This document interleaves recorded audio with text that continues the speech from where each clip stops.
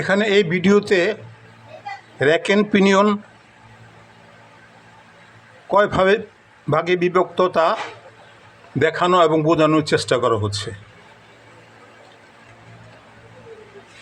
Rack and pinion gear 3 ভাগে বিভক্ত।